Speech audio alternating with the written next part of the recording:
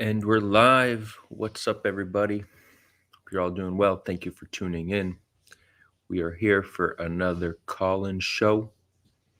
So if you want to call in, if you want to ask questions, you want to give feedback, you want to share your thoughts, this is an opportunity to do so. Before we do the call in segment, we're going to have Tal Hagen join us any moment. Sorry, I'm running a little bit late. Some minor technical difficulties. So yeah, Tal's going to be joining us. He's going to be giving just an update on the situation, an analysis, share some things about all the mis and disinformation we're seeing. It's so hard to make sense of what's going on. It really is. We're being flooded by information.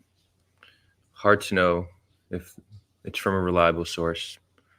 It's hard to even know today if images are real, right? We don't really know who we could trust as a trusted source of information.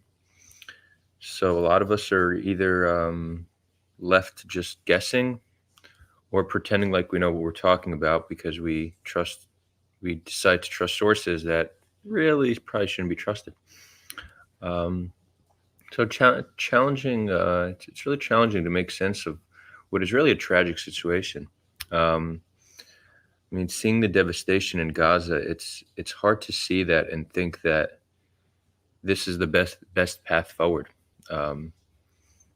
So much death, so much destruction, so much trauma. Like, think of what's happening right now to the Gazan population. The ones who survive this, how will they be affected for the rest of their lives? Will they be a population that has any interest in peace with Israelis? Hard to see.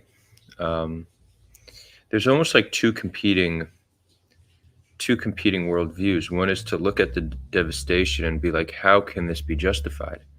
How can, even if you acknowledge how horrific October 7th was, you could still look at the response and be like, destruction does not justify this much more destruction. And that's a very, rational and even pragmatic and humanist worldview. And I think it's a worldview that is becoming more popular as we progress as a species. Then there's more of this older worldview that kind of just says, well, collateral damage is a consequence of war. It's unfortunate, but necessary.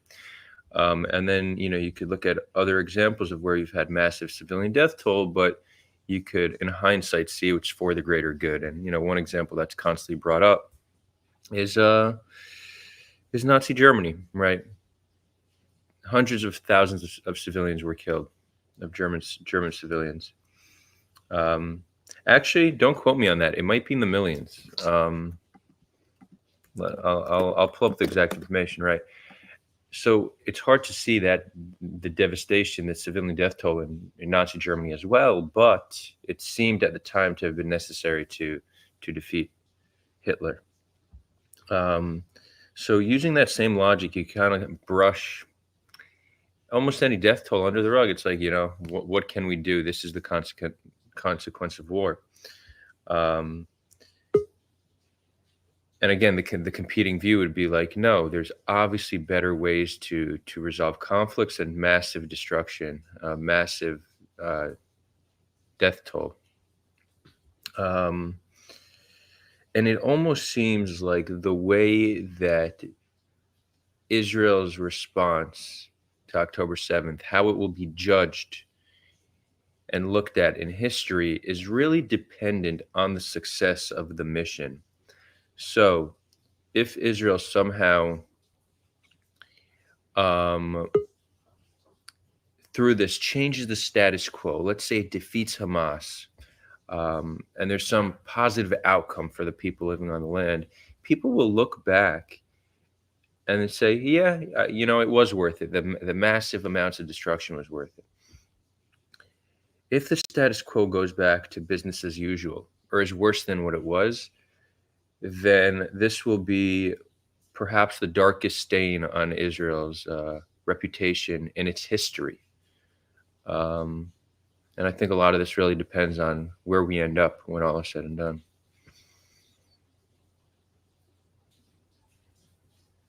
Okay, we're going to bring Tal on.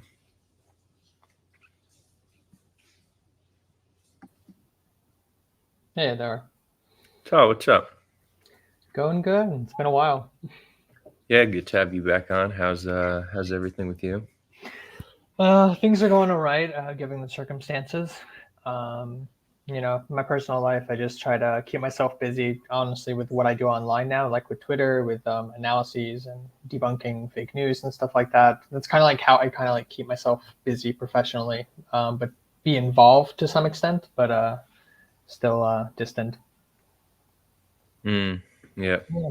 It's been I've learned a lot over the past. See, I mean, I've for already for years have been giving lectures and discussions about fake news, misinformation, how to combat it. But these past 2 months online, doing these type of analyses and as a media analyst, so to speak, has really showcased to me just how lacking in very basic comprehension skills that people have.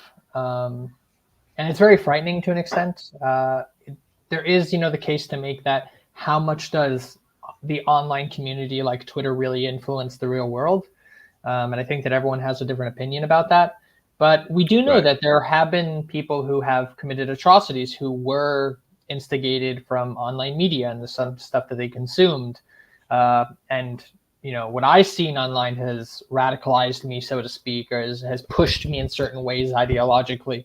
So I think that even if the impact that the internet has on everyday life can sometimes be not as let's just say meaningful as we might like to think, the people that are influenced a lot by social media do end up causing a lot of damage in the real world, in our daily lives. And I've witnessed in these past 2 months a inconceivable amount of misinformation being spread. And I'm not talking about individuals who are posting an opinion or they see a different perspective in whether they're for or against the ongoing war in Gaza, or they're for or against the ceasefire, or they perceive it as a genocide based on the UN, or they don't perceive it as. Those are opinions, and people can have opinions and look at things differently. I'm talking about literally just making up stories. I'm talking about individuals taking photos of people that were killed in other conflicts and saying that these are people killed in Israel or in Gaza. I'm talking about individuals just twisting the words of individuals or condensing certain sentences so they mean something else. And the real issue is that I've sometimes people like praise me about some of the stuff that I debunk, but a lot of the stuff that I'm debunking is very basic, just screenshot, looking for the image, and then I find it. Like it's not even a lot of work. It's very much it takes 5 seconds out of my day to actually make sure that this was factual or not. Um, and people, and I see thousands upon thousands of comments of people just believing whatever they see, and it's really frightening to an extent of just how easily people are influenced by what they see online, and they don't question it. I mean, I see individuals who will say the IDF has done this, or Hamas has done this, or the Palestinians have done this, and there's no source. They just say something. There's no source. They don't link to anything. They don't tell you where it's from. They don't tell you who said it. And thousands of people in the comments believe it without even questioning what they're looking at. No, like comprehension skills, no like looking beyond what you're looking, and it's dumbfounding to an extent just how bad it is, how people lack very very basic skills of research and educating yourself online and actually looking into what you are consuming. Yeah, so you really have done a great job making sense of a lot of it, and like from what I've seen, some of your debunkings have been quite thorough. Like you can't do that without extensive research. And then Mm-hmm. other ones, as you said, it's just a reverse image search, which is really the low hanging fruit. Yeah, yeah. Um, do you think that I was wondering about the source of a lot of these claims, and if it starts from a kind of like a malicious place, or at least there's a knowledge that they're spreading misinformation just because they're either engagement farming or they don't really care about truth. They just care about supporting their position. And then people don't fact check it, so they spread it like wildfire. Because So I do imagine most people spreading misinformation aren't doing so intentionally. They're just believing, yeah, you of know, what course, they see most at people face are value. innocent about Right. this. But where does it start? Like, let me give you an example. There was recently a video. It showed what they described was an Israeli soldier cutting down some olive trees, and you actually have real. Well, you have real videos of like of soldiers cutting down olive trees, or settlers doing so. That it's been done in the past. But this video specifically was from like a Lebanese sitcom or Lebanese movie or something like Yeah, that. I Like, saw that. right. So who was the first person who said, "Hey, look what's happening in the West Bank"?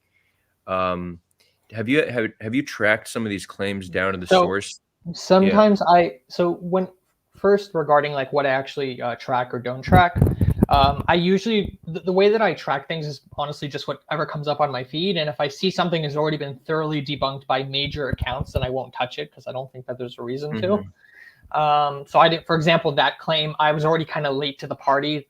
Major accounts had already debunked it, so I didn't see a reason for me to showcase it as well. I think I liked it or I retweeted it or whatever. I would say that there's two avenues. There's the malicious avenue, and then there's the non-malicious avenue regarding how things are spread. And the non-malicious avenue is usually, I would call it the broken telephone issue. Um, for example, there are times when, for example, you see what's just saying IDF soldier, um, an IDF soldier saying that we should wipe out Gaza, so commit a genocide, destroy, kill everyone. Someone takes that video of the IDF soldier and says, "Look what Israel's doing." Someone sees that video and sees an IDF soldier, so they assume that he's speaking for the IDF. And then that video gets shared, and they say, "This is what the IDF said. The IDF said that they want to demolish Gaza." Right. And then that sentence, that sentient, and so then when you hear someone online saying, "Hey, I saw a video of an IDF official saying that we should completely destroy Gaza," and so you then have to track it all the way back. But a lot of the times, that's really how it gets spread. It's, for example, they're saying the Israel made all of these claims regarding. There were a lot of issues with some eyewitness testimonies from the beginning regarding the October 7th massacre that were turned out to be fake. But these were from random first responders. They weren't the official narrative of Right. of Israel. And when the IDF or Israel was questioned about these claims, they said, "Yeah, we can't verify those claims." But that's not what people kept on going. They said Israel said this, but it wasn't Israel that said it. It was one individual who said it to the camera, and then people just believed it because, especially during times of tension, you're going to believe whatever the eyewitness accounts say. But the official account, like the Israel as a country, wasn't pushing this narrative. There were some things that they did, but they had to later retract. But it's really about understanding also who's saying this and where it comes from. Right. Great point. So actually, there's a Yeah. comment actually I want to reply to. Yeah. Go for it. So this is from Justino. I think focusing on misinformation diverts us from the real issue. The real things that are happening need to be addressed. So I agree with that, but for example, that's not my focus. I think that everyone has a part to play. I'm not an Israeli official. I don't represent the army. I don't represent the IDF. I don't represent any organization. I represent myself.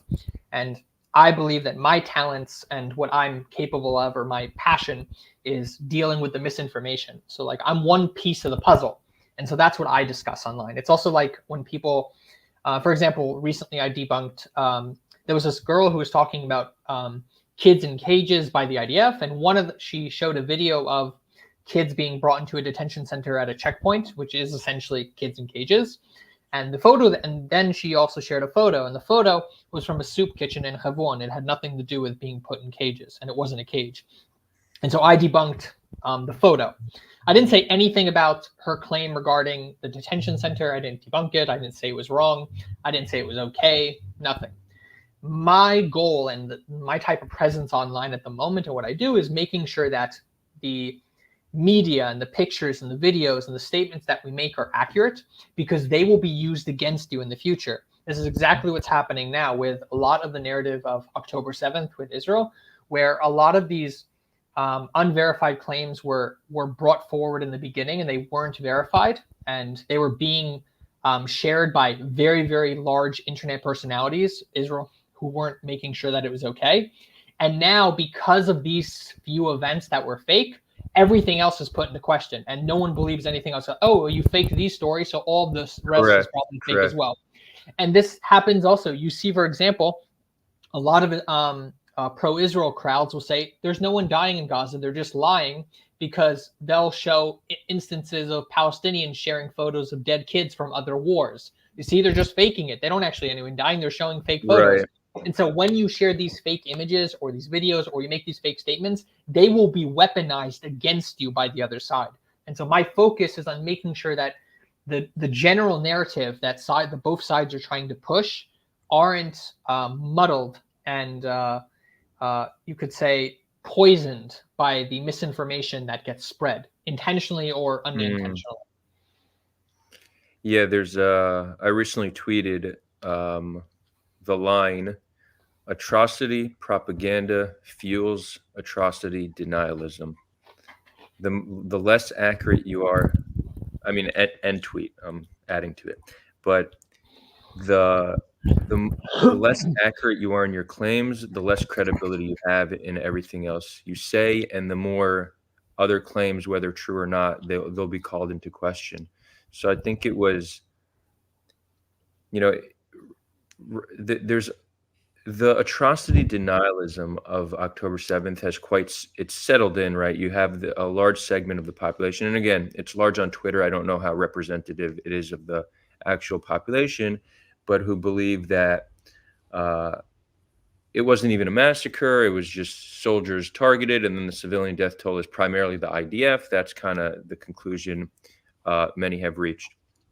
And the amount of claims that have been made either by Israel or by its supporters on the early days after October 7th are really constantly used as fuel to why the claims of atrocity can't be trusted or just fabricated altogether. So we're seeing what you're saying play out in real time.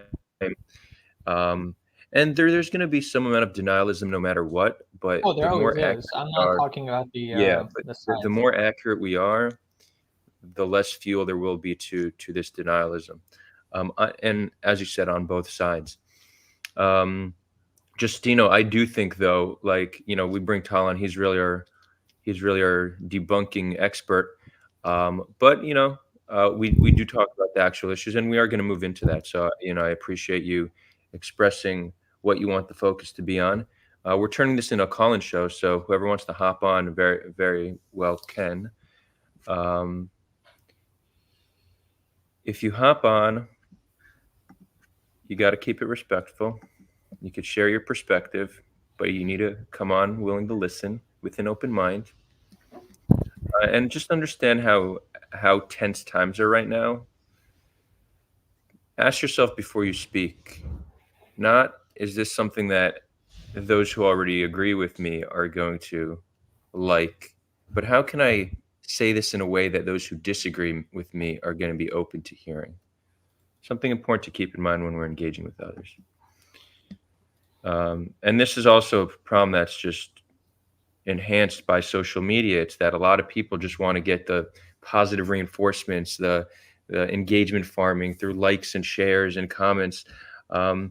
And the fastest way to be a very popular, to have a popular account on social media is to really preach to the choir. It's to say things to a group of people who agree with you, and they're going to like what you're going to have to say. Frame it in a way that's easy to understand and witty, and people will like and share that.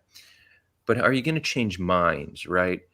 I think very few influencers and activists today wake up in the morning or before they're entering a conversation saying, or before they're tweeting something saying, how can I frame this in a way that might convince people who currently aren't convinced? How can we bridge a certain ideological gap between these populations?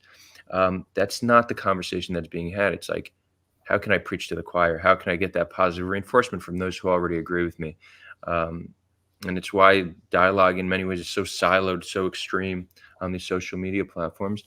So try to do They're your part. asking how they can call in. Yeah, I'm dropping the link right now. Dropping a link. Tal, anything else you wanted to say? Of course, you're welcome to stay on for the call-in show. Would love to have you stay on. Anything else you want to say before it gets a little more crowded on the screen? No, it's just I think that really my message has always been just to really like make sure what you're posting is accurate, because if it gets debunked, then everything else, like your entire message, will be Exactly. just thrown out the window. Like you could have a really like important thing that you're trying to say, but when you use things that are false in order to push that narrative, whether on purpose or most likely by accident, it delegitimizes your entire narrative. Right. And I don't want that to happen to you. That's why I do what I do, and that's what I focus on. So in short, Tal's entire focus is don't fucking lie. It's a very it's a nice way to don't lie, Don't fucking basically. lie. Yeah. It's actually And look, don't lie. It's not don't lie. It's like don't post what you aren't sure about, basically. exactly. Don't fucking post what you're not sure about And if you want to go your way. right. And look, it's easier said than done. Like, I try very My carefully. Twitter is literally just the name here, Talhagen. It's the same name that Right, right. Tyler asking for your Twitter handle. You want to drop that? yeah, you can drop it. I can't I didn't log into the account yet, so just Okay. Talhagen, honestly. That's No problem. So, when it comes to misinformation, I make like I really make an effort to be accurate, and sometimes I'll also say something incorrect, and it's more challenging on a live stream because it's live. I can't, like, when I tweet, I could look it up, make sure that it's accurate, think about it. Sometimes in the stream, it's all in the moment, and I'll say something incorrectly. Yeah, And even but that, sometimes every time I make an incorrect statement, I'm losing some credibility. So I'm yeah. very careful, and when someone calls me out, I try to add a correction to the comment Yeah, section. I also do. I've also made mistakes, But and so I always I'm not yeah, perfect. Like even sometimes I've made. That's why when I do try to debunk something, I try to only like debunk things or falsify things that I'm like very confident about. If there's any like doubt, then I won't touch it. That's why some of the really big controversial things that are currently going on, I'm not touching simply because I don't know enough. Like I'm not able to really figure it out 100%, and so I don't want to accidentally essentially be sharing misinformation. But sometimes I get things wrong, and I'm right, corrected, and right. that's fine. But As long as we're at least trying. yeah. So Jewish ANCAP, I see you here. We'll bring you on. If you could just either have your video on or give yourself a thumbnail. That's just a little more aesthetically unless you put that J to signify Jewish. But no, let's get something a little nicer. Something nicer. Those who listen to the audio version of this probably couldn't care less. But we want a nice aesthetic up here on the screen.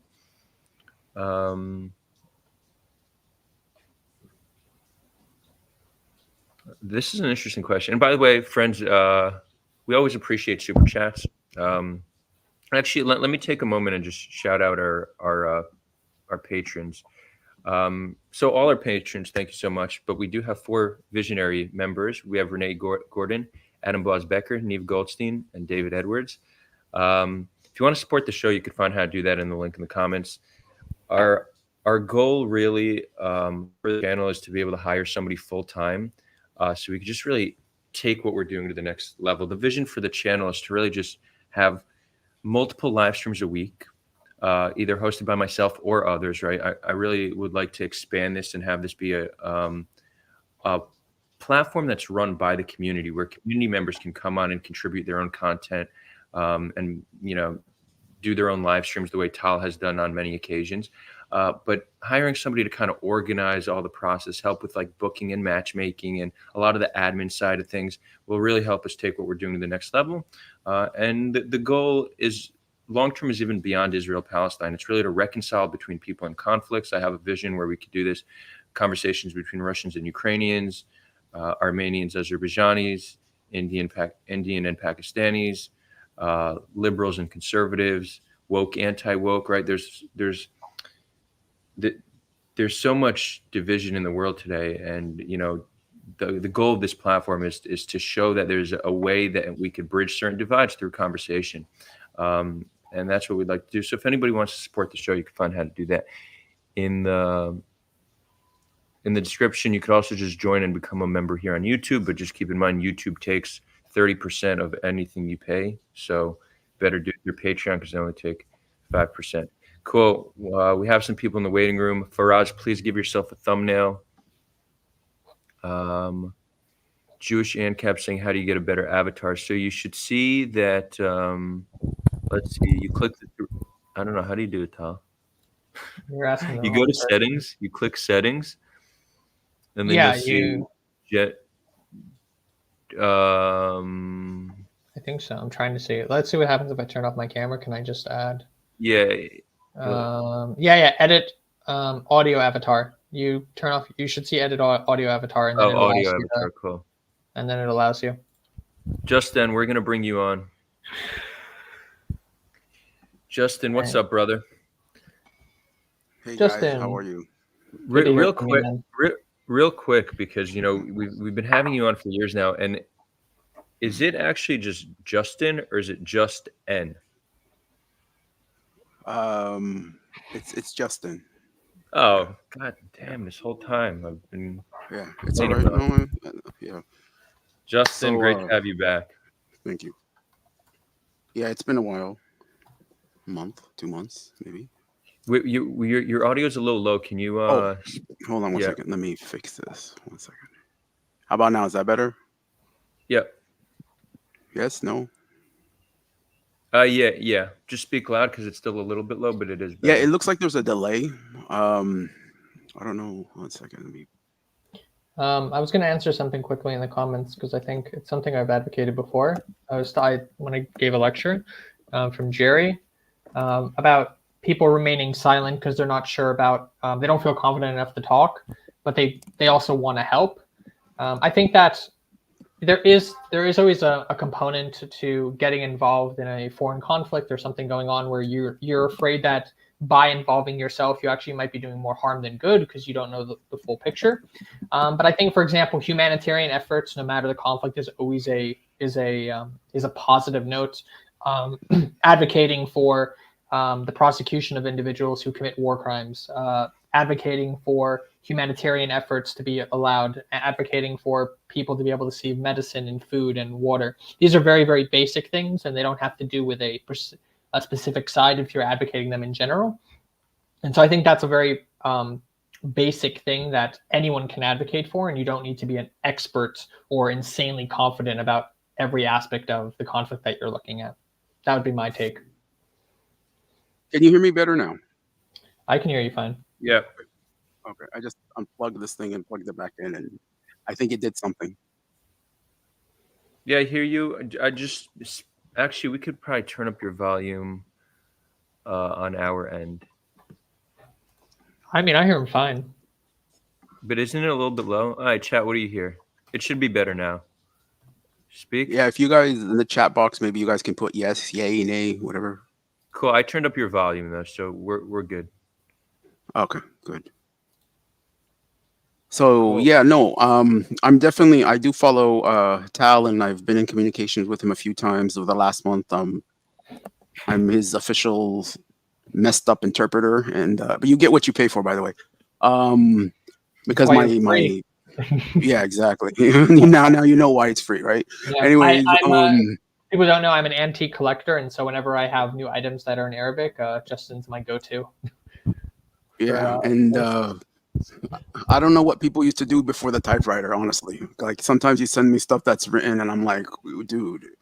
And what's funny is I met this Lebanese guy who can read that stuff like a computer, but he's just the busiest person in the world. And he's like, he's an older guy, almost in his 60s. And I remember when I showed him the first one, he just read it, and I thought it was like AI. And I'm like, dude, do you have a software? And he goes, no, I'm reading it. And but unfortunately, this guy is like hard to get sometimes and stuff. It's amazing, but I don't know how they do it. It's a skill. It's a skill that old folks have. We youngsters, we can't do stuff like that. Yeah, it's written differently. But a lot of stuff is going on. I think our focus, and like I said, I follow Tal, and I understand where he's coming from the media analysis, the pictures, the narratives, the pictures that are being put up. The only thing is that even though some of these pictures are taken from other contexts, like other wars, I've even seen pictures of saying that for example, there was one that said, "Oh, look, young Israeli Jewish children in cages after they were kidnapped and made hostages," and there were pictures actually of Central American refugees, immigrants to the United States. Yeah, I saw that. I remember that. Yeah, and the sad part is that these pictures, they may be like from other wars, and I believe even there was a controversy, I think a few weeks ago, when the person in charge of the inquiry into rapes during October 7th actually used pictures of the Kurdish victims of rape from Turkish forces. And this was actually, she was doing this a presentation for the government, I believe. I don't know if you heard about that, Tal? Like 2 weeks ago? What did you say? About 2 weeks ago, the person, a woman, I don't remember her name, but she was giving a presentation about the victims of rape. She's the Israeli authority into the rape inquiry.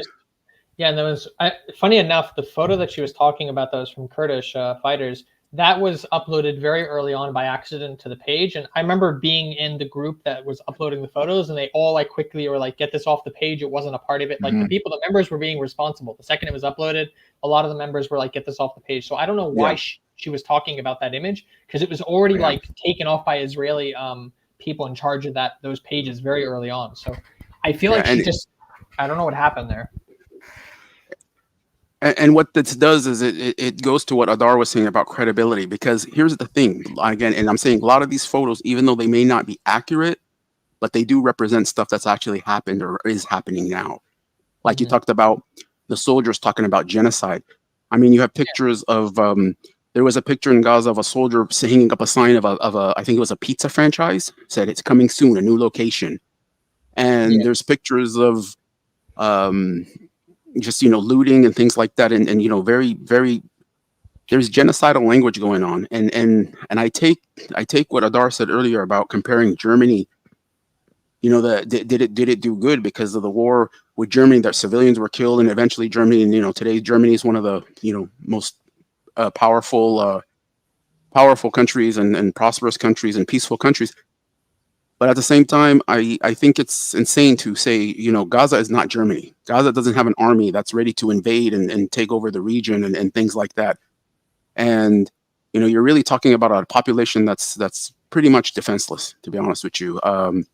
You can say, Gaza is ruled by Hamas, and Hamas has fighters and stuff, but nothing to the level of what you're seeing in Germany. And what you're seeing right now is, I mean, I hate to say this, but it's like the things that are happening right now in Gaza. Like today, the UN was reporting that men are being lined up and executed. And this is, there were several witnesses today. Jazeera did a report on it today, where they're going into apartment buildings, separating men and women, and actually just straight out executing them. And, and then, you have pictures of them looting the houses, taking like jewelry, taking things. And I experienced this in the second Intifada in Ramallah, where the women were actually going to the yards and burying their gold because Israeli soldiers were coming in. And this was back in the days when there was DVDs, and they would even go in and steal DVDs from the DVD stores and stuff like that. So armies, they do this. So the genocidal language that's happening right now, the reason why it's dangerous from the Israeli side, because the Palestinian side does talk genocide. We want to, some Palestinians say we want to kill all the Jews, we want to run into the sea, but they don't have the power to do that. But the Israeli part is scary because it's coming from the prime minister. It's coming from his agent. It's coming from his army. And they do have the, and in fact, we don't know. There might be a genocide in Gaza because, genocide, maybe not killing, but, you have about 2 million Palestinians who don't know whether or not they're going to continue to live in Gaza because we have no clue where this war is going to. The north has been pretty much evacuated. We have people at the border crunched into areas. Is this going to be permanent? Are they going to be allowed to go back home? Nobody knows. They might be, put on, yesterday, there was one political leader who said that let's load them up on boats and dump them in Lebanon. And these are, and the reason why it's dangerous is because these people have the power to do that. They can actually do it. I can sit here and say, that to Israel, that to this, but I don't have the power. I don't have the army. I don't have the U.S. funding me, sending me billions of dollars of weapons. So this is why it makes it different. So there's no equality to the genocidal language that's going on right now. Thanks, Justin. Faraz and Jewish ANCAP, we're going to bring you both on. Justin, just a clarification about the Germany comparison. It's less so about seeing this as a one-on-one, one-for-one comparison. I mean, many people are making the reverse comparison that Israel's acting more like Nazi Germany, right? So you have both people using Germany as an example to try to prove a point. The reason I brought up Germany is because it's just an example of when there was massive collateral damage and people look at it and say in hindsight there was no other way. So that doesn't really speak to how strong the military is and how much the imbalance of power is. It's more so just an idea, of a philosophy around war and conflict, and how often it's rationalized in hindsight, depending on what the results are. So that's really why I think bringing up Germany is relevant. I agree it's a completely different situation, but I think I think it still is a good example of where we've seen massive amounts of collateral damage that in hindsight people just accept as fine. And by the way, my opinion on this is that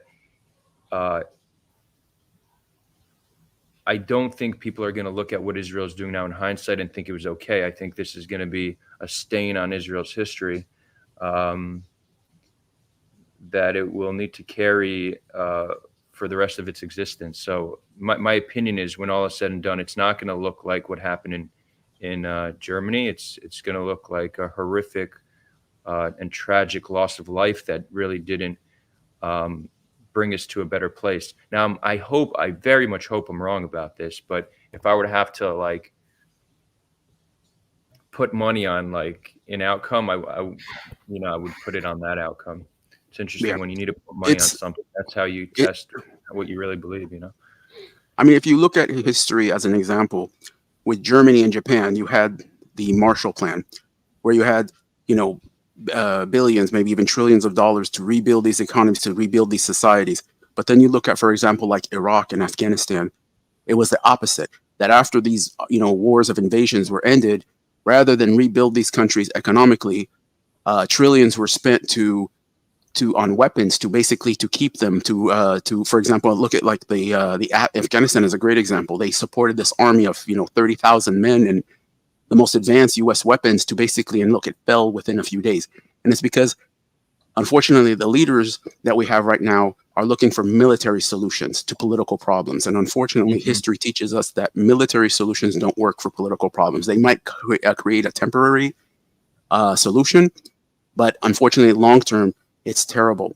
And I think this is kind of the quagmire that we're stuck in now. And who do I blame the most, to be honest with you, is that in Israel, society, civilians in Israel, people in Israel, they are so pro. I just feel like it would 60-70% of Israelis would not mind if the Palestinians just disappeared from Gaza. I really believe that. I think that they really to the point right now would be like, if our army did it, it's like the Nakba, 1948. Let's be honest. Most Israelis say it was tragic. Yeah, it was bad. But guess what? To be honest with you, it was actually a good thing that it did happen, because we'd be in a different situation today. And I think that that's what we see right now in Gaza. Yeah, it's tragic. 20,000 people killed. They might be removed. But in the end, it may be better for our future. And that scares me, to be honest with you. Thank you. We're going to take this super chat, and then Jewish ANCAP, the floor will be yours. But Floodland 9999. Thank you for the $5. Do you agree eliminating Hamas is impossible and just a means for Bibi to stay in power as long as possible? I don't think it's impossible. I think it's not easy. I think that if they defeat them, there's a chance it happens not by actually killing all the last members, but through putting enough pressure on on Hamas and creating such a horrific humanitarian crisis in Gaza that you get like the leadership to surrender. Like I think that is a possible outcome. I actually saw a report yesterday that Saudi Arabia, and again, I didn't confirm that this was true, but I just scrolled past it, that Saudi Arabia proposed some kind of a peace deal or a truce where Hamas leaders will be exiled to Algeria or something like that. So I wouldn't say it's impossible, but it's not like I have high confidence that Hamas will be defeated. And the second part of your question, I do think Bibi has an interest to prolong this war for as long as possible. And a lot of how we could understand what Israel does next is really just understanding Bibi's psychology and incentives here. If there were elections today in Israel, Bibi would be gone. He thinks that the longer this is dragged on, and if we could leave Gaza with a decisive victory, he could maybe hold on to power. And that, I think, is his primary motivation. If anyone else wants to hop in on this, feel free to do so. And then Juice and Cap, the floor is yours. I have to go soon, so I thought it was a really interesting question. I don't think you can just. I think that looking at an end goal as Hamas's destruction it's falling into the old issues that Israel did when it tried to eliminate the PLO. We tried that. The state of Israel tried to eliminate the PLO when it was formed. It tried to assassinate its leadership. It exiled them to Jordan, and then from Jordan they went to Lebanon, and then from Lebanon they went to Tunisia. And now they run the Palestinian Authority in the West Bank. So, like it doesn't work. Israel's tried these targeted assassinations. It's tried to eliminate the leadership many times. It's infuriating just watching Israel make the exact same mistakes that it made in the past. You're not going to eliminate these people. The cost of their mistakes is also hard to come to terms with. Again, and also it doesn't matter if you eliminate, as someone said, it's an ideology. Forget the ideology part of it, that you have, as Justin said, roughly 20,000 people. Let's just to look at only the children. It doesn't matter whether they were involved or not involved. The point is that you have at least, say, 9,000 people killed. And so you would just say one person knows one of these people. So you already have roughly 20,000 people who are going to be out for blood against the state of Israel after this. And some of those, a percentage of those are then going to want to join different military groups to then fight against the state of Israel. Like all you've done is basically created what would eventually be the evolution of Hamas into a different organization. Just like a play on words, like the Nova Brigade of Hamas, essentially play on the words about that October 7th has, from October 7th, emerged a new fighting group. And this happens all the time. And so I think that the second Israel said that it was going to eliminate Hamas, I knew that we were in for a long ride, because you can't eliminate these groups. It doesn't make sense. And we're seeing that, by the way. I mean, we're 2 months in. Today I had to run to the shelters because they fired on Tel Aviv a massive barrage. We're 2 months in and they're still having the capabilities to fire what they are. Soldiers are being killed left and right in areas that supposedly were completely taken over by the IDF. The evidence of these massive tunnel networks and bases under the hospital were never actually shown by the IDF, which is very concerning. It's something I talked about. I did an analysis about it, how the evidence didn't really show anything. And now the Wall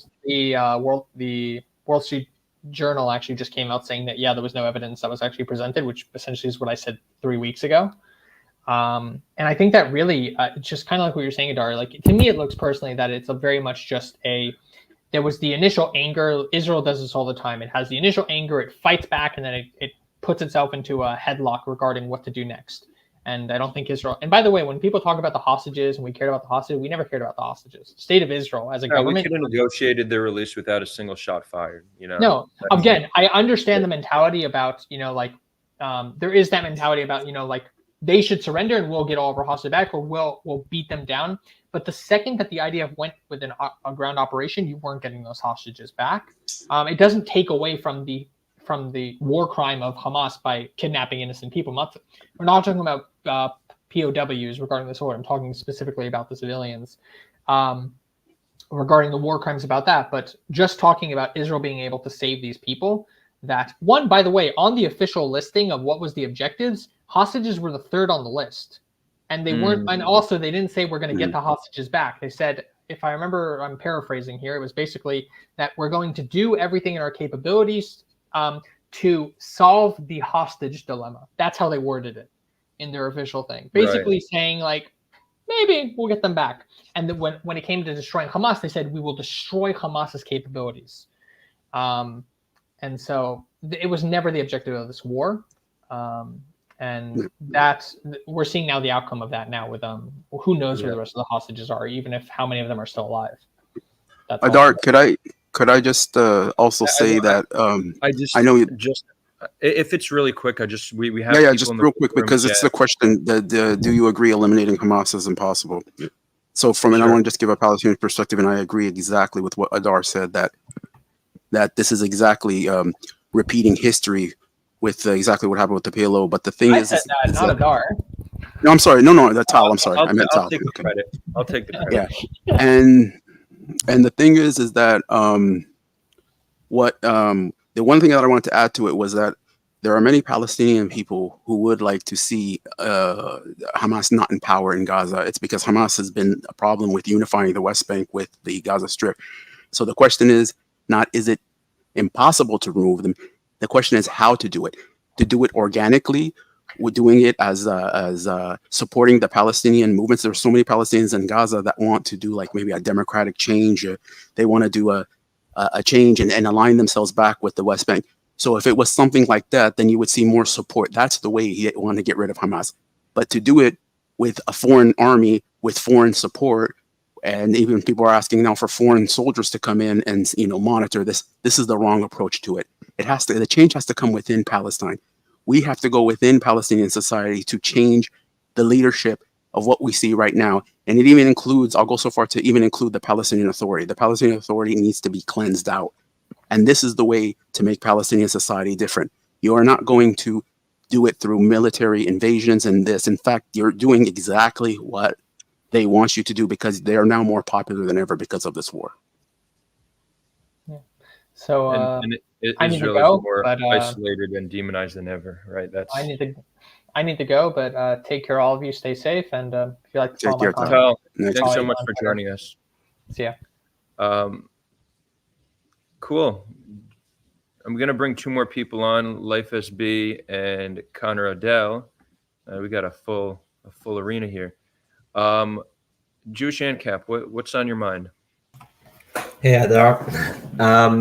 First of all, I want to say that I've been a long time follower of yours, and I really like how your perspective on the whole situation is long term, because I think a lot of the time most people just don't want to give or admit the narrative of the other side because it takes away from their side. So on the Israeli side, they don't want to admit the Nakba, and you just don't want to go and like, oh no, they all ran away or whatever, and like diminish them, or there was no Palestinian people. And on the Palestinian side, they don't want to go and admit whatever atrocities happened on their side, because then it would justify Israel being in existence anywhere in Palestine. So the fact that you're able to go and admit both sides of the story without saying, this is, without denying anybody a side, I think it's very helpful, and I think I agree with you that I think you've said in the past that, certain steps that Israel could go and do in order to go and, bring some type of healing to the side is if they would admit to the Nakba, that would go and be super helpful. Because that's a real big deal of the story. I actually loved your appearance on Kim Iverson, and I don't know if you do more, if people know about you enough that you get onto more channels to go, because I think more people like you need to be on mainstream channels to go and give the both sides perspective instead of just every time I listen to a pro-Israel person or anything like that, it's just like everybody's just got their talking points and just smashing in. I listened. I spent like 25 hours over the past couple of weeks listening to Daryl Cooper's Martin Made. I don't know if you've ever listened to that or if you've ever. No, it was something that was going around, and Joe Rogan mentioned on his podcast. But like, I mean, the story of the whole history. I mean, you can go. It can never end with who started what. So I think like you get into a never-ending cycle of trying to see who started a fight. what I'm curious from you is just a couple of things. I remember when you had Thad Russell on, he mentioned about the reason why he stays in America is because the American Indians they don't fight back. They've accepted that, and you were trying to say, well, don't you see that we're being more humanitarian than America in terms of how the Americans went and subdued the American Indians, so they shouldn't fight back. Don't you see us that we're trying to be more peaceful than them? But like on the other hand, would you say that like maybe the only way a war ends is when the war is won on one side or the other? And like it's something that why is it that this war has continued on versus every other war for 75 years? That was like one point that was going into my mind. The second thing that I was interested in knowing from you is, do you think there is a Nelson Mandela or type figure on the Palestinian side? Because I'm sure there are people which are, pro-peace on the Israeli side, although every time you go and mention Yitzhak Rabin or Ehud Barak, everybody says, oh, those weren't real peace deals. They were just fake peace deals. So, but I think there are people on the pro-Israel side, if you take those figures as being peaceniks, so to speak. Do you think there is someone on the other side? People mention Marwan Barghouti as being someone that could stand up to be that person on the Palestinian side to go and say, hey, we're gonna do a 180 and make peace. I don't even think that's even possible based on the fact that this is a 100-year war and like the tensions are so high. It's impossible that anything like this is going to take shape over any short period of time. It's going to take a really long time for the temperature to cool off in order to do that. But it seems like the cycle never ends. And the last thing I wanted to know was, do you have any perspective on what's going on in the West Bank with the claims that there's tons of vigilante violence being done by settlers right now, and Israel is ignoring that? That's my say. Cool. Thank you, man. So I think there were four separate points. First of all, thank you for your reflection on the approach we try to take with this channel about being balanced. Again, we're committed towards bridging divides, and that sometimes comes at the expense of fast growth.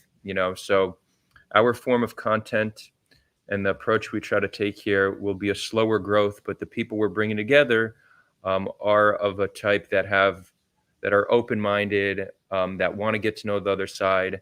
So slowly but surely, I feel like we are successfully bringing people closer together towards really a more unified narrative.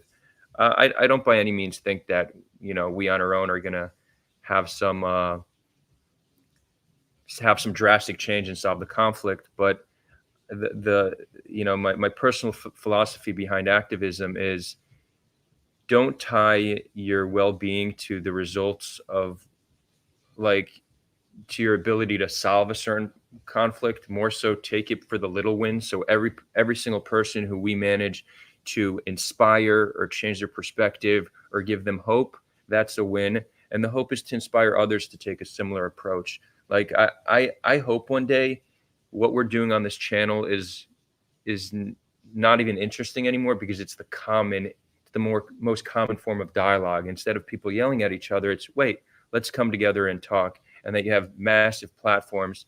Hopefully our platform is massive one day, but I'd like to see other people just do a very similar model and say, hey, let's just talk about it. Let's try to understand the other side. Because I think whether it's an interpersonal conflict you have in your life or a conflict between ethnic or political groups, our ability to communicate and listen is essential to really building a beautiful world here.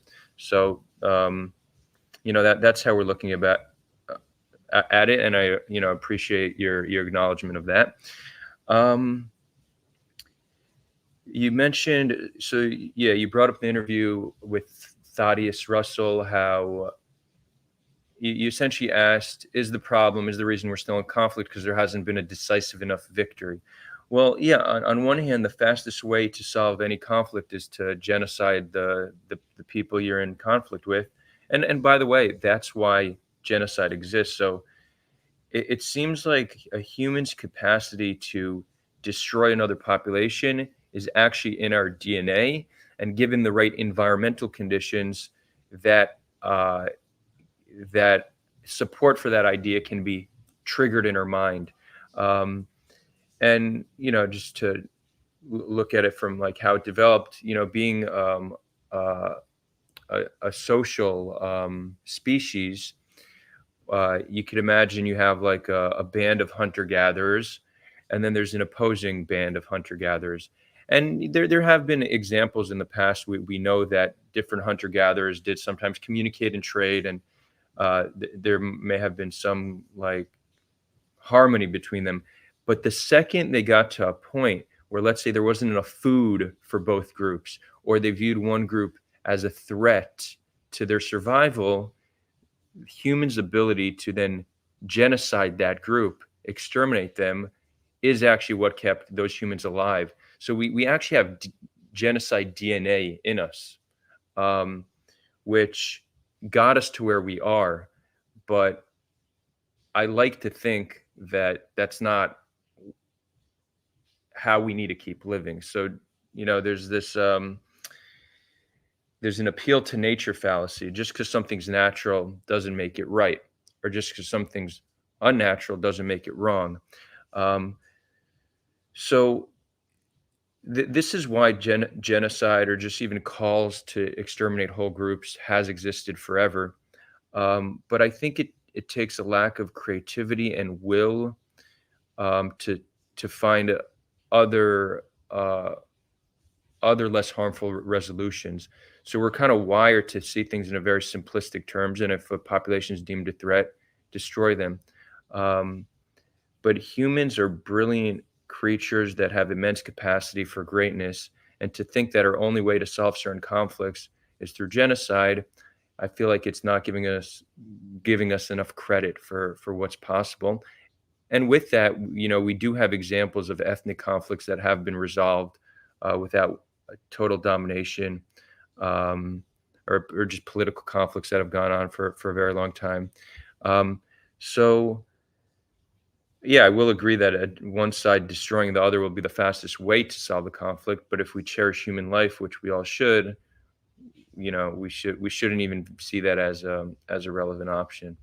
Which war would you look back at and see that this was the correct way of solving it in a non-brutal manner? Well, I would say like you have like England and Northern Ireland, right? They were in conflict for a lot of years. You had terrorism, and then you actually had and again, I'm not an expert on this, but like I haven't thoroughly researched that conflict, but the actual was it the NRA, which was the IRA? IRA. The right? IRA, not the NRA. And then NRA is something very different, right? And they were ultimately legitimized, right? They became legitimized and part of government, right? Am I getting that? Yeah, you're correct. Exactly. So yeah, they were actually a terrorist organization. Exactly, I mean, and except in the United States, they were never ever made. I don't believe ever the United States considered them a terrorist organization, to my knowledge.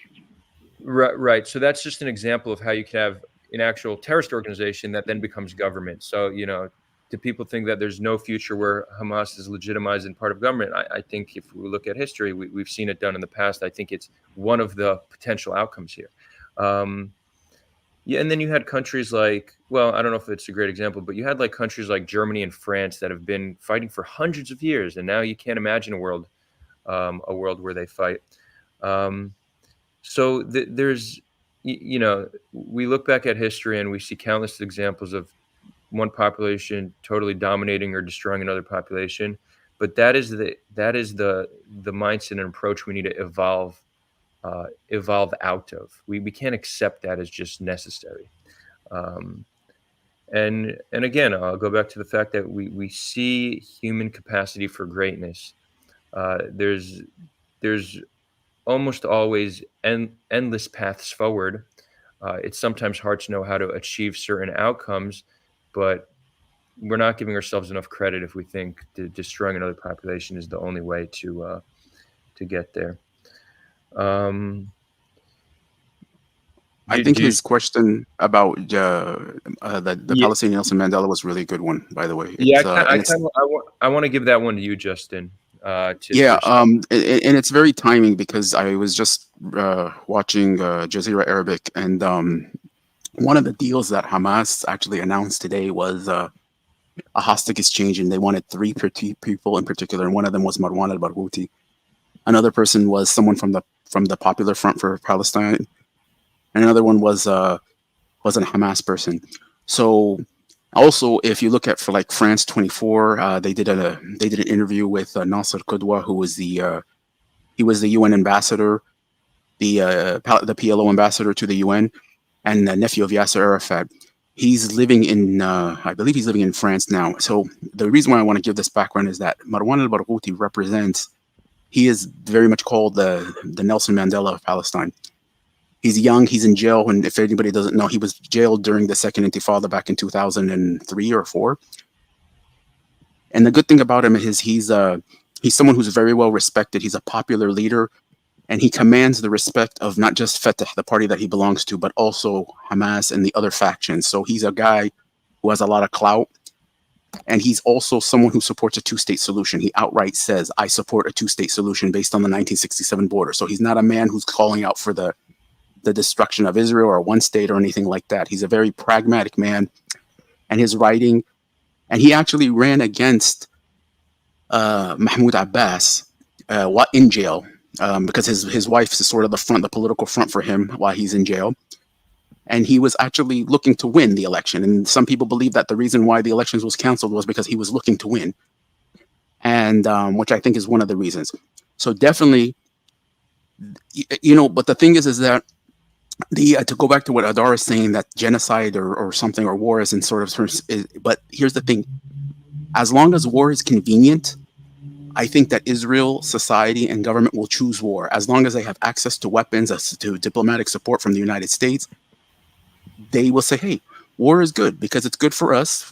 Our lives doesn't change that much. Few bombings, missiles attacks, or whatever every few years, but in general, it'll be good." So the option has to see that dealing with this person, because Marwan Barghouti, even if he's released, even if he takes over the elections, if he's not going to be able to deliver anything, you can bring me Nelson Mandela, Mahatma Gandhi, Martin Luther King, and everybody. It's not going to do any good because they need to deliver something to the people. Is it true? Can we go back to the fact that this has been a 100-year war, and like the tensions are at the highest they've ever been, and to realistically expect that Israel, even if it's the more dominant power, for them to go and say, you know what, we're going to suddenly now go into two-state solution solving. This is like a totally unrealistic expectation for anybody in Israel, even the most left-wing in Israel. I don't think it's unrealistic. I think it's more unrealistic to continue the status quo or to call for a one-state solution. That to me is unrealistic. Well, I agree that status quo is definitely unrealistic. However, yeah, and to say everybody live under one state is even more unrealistic. Come on, let's. Unless you do the confederation, a confederation, but a confederation right now with the way tensions are, I don't even think a confederation would work. You have to have change. You have to have positive change, and then sort of roll into a confederation. But to say, let's go run a marathon right now when all of us are out of shape, it's not going to work. Right. Adar, what do you think? What do you think? Just real quick to explain the difference. So a confederation would be Israel. Confederation would be a form of two-state solution where it's kind of like the European Union. So there's kind of this like relationship between Israel and Palestine. A federation would be more like Switzerland or the United States, where you have the land be multiple smaller states or cantons. So it's essentially the federation solution is like a 20-state solution, which I like. Cut it all up and, give people their local autonomy and a sophisticated system of checks and balances.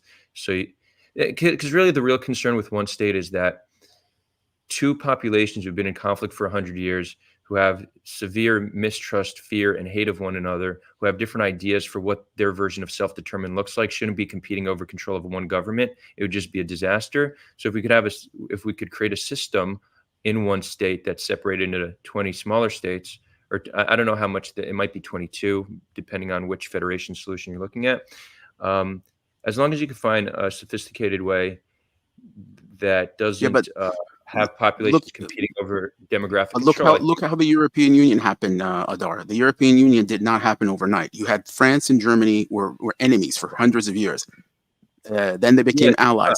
Then they did the European Community, the EC, that wasn't the EC, and then it moved into, and now, you know, people from Germany and France go to, you know, back and forth like it's nothing. Yeah, but if you bring up France and Germany, you do have to take into consideration that World War II happened, and Germany got pummeled and was destroyed to the ground. So it's not as if they just like went kumbaya after the day of fighting. It was years.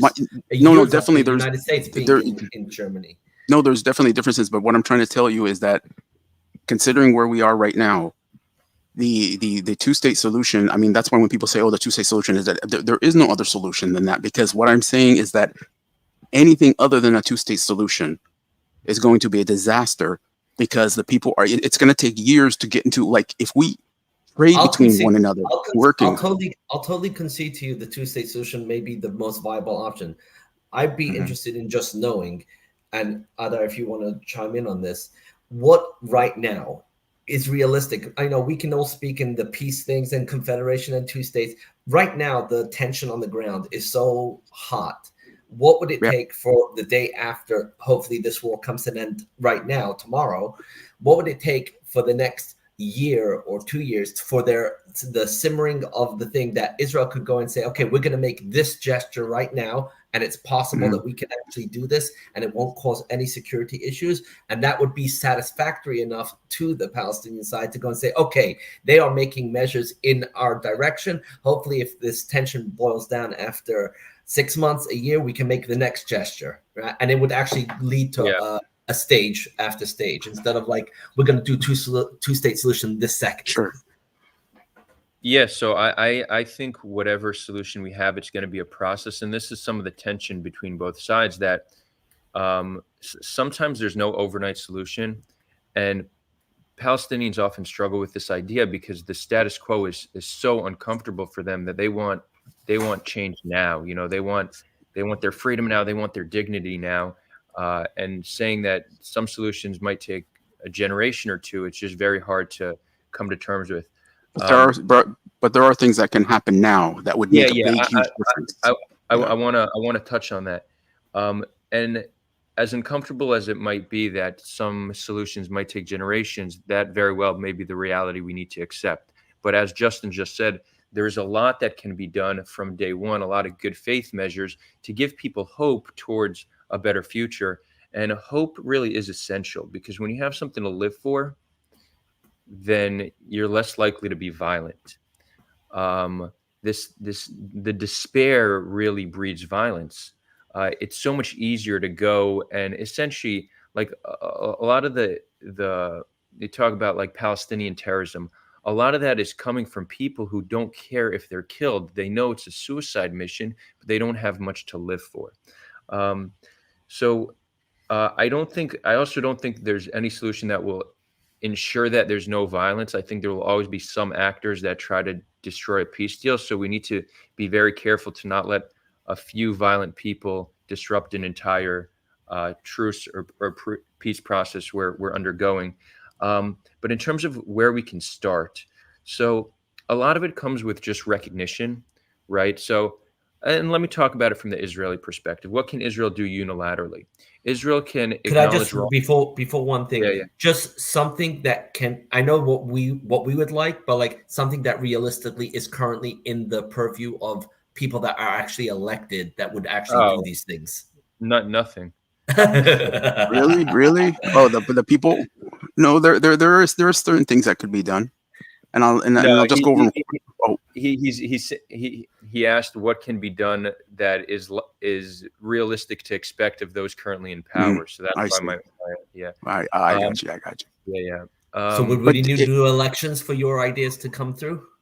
Well, look, I think if we look at the trajectory, and somebody asked the question, who's likely to be reelected if there's elections, the polling shows that it'll be Benny Gantz. Yeah, Benny Gantz is definitely more of a moderate than Bibi, but he's not some like revolutionary, visionary peacemaker. So it's not. I don't think he's gonna. He very well may maintain the status quo, and maybe in a way that's more tolerable for Palestinians. But so again, let me just talk about what we could do, and then Go ahead. if that's realistic is a whole nother question. But one of the big ones is really the how.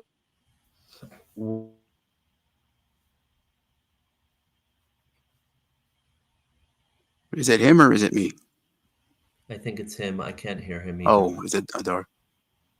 I was gonna say until Adar comes back, because it looks like Yeah. he lost his connection. Oh, yeah. Oh, there he goes. Yeah. Oh, he came back. He's back. Okay. Yeah. So what can so I started saying what we could actually do. So a lot of it comes down to the interactions Palestinians have with the IDF. So Palestinians might not be taught great things about us in their schools, but their teachings are very much reinforced by their everyday experience. The most interactions Palestinians have with Israelis are either soldiers or settlers, neither of whom are treating them with dignity and respect. If we were to transform the security apparatus in the West Bank to be not one that is a defender of the Jews, but an oppressor of the Palestinians, because our security is seen as their oppression, but rather that force is seen as a protector of both people, a force that whoever is of that force speaks Arabic.